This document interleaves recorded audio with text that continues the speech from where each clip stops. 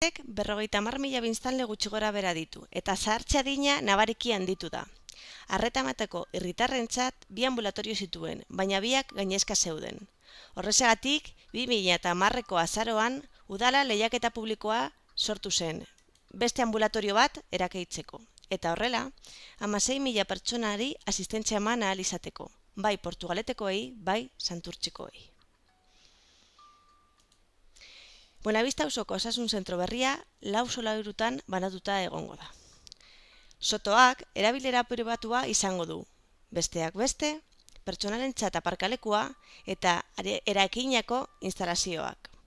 Beste 3 solairuko erabilera aldiz publikoa izango da. Behekoan, sarrera, harreralekua, izpiak, pediatria 3 kontsultak, odolateratzeak eta larrialdiak lokatuta egongo dira. Lehen solairuan, medikuntza orokorra, erizaintza kontsultak, dermatologiarako operazio gela eta pertsonal arloa aurkitu ahal izango dira.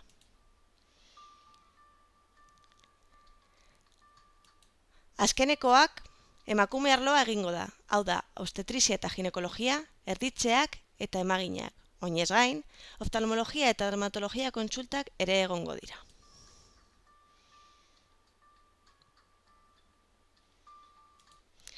Ambulatorio honetan 12 mediku, 11 erizain, auxiliar bat eta 7 administrari lan egingo dute. Hau da, 31 langile guztira.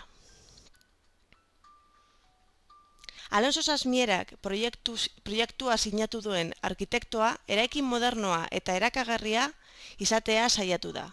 Berdegunez ingurututa egongo da eta argi naturala aprobetxatuko du.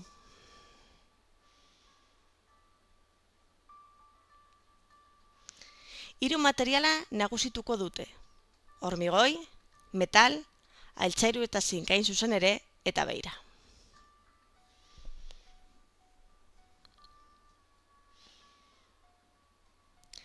Gainera, eskakizun energetikoak betetzeko 60 metro karratu eguzki zelulaz beteta egongo da.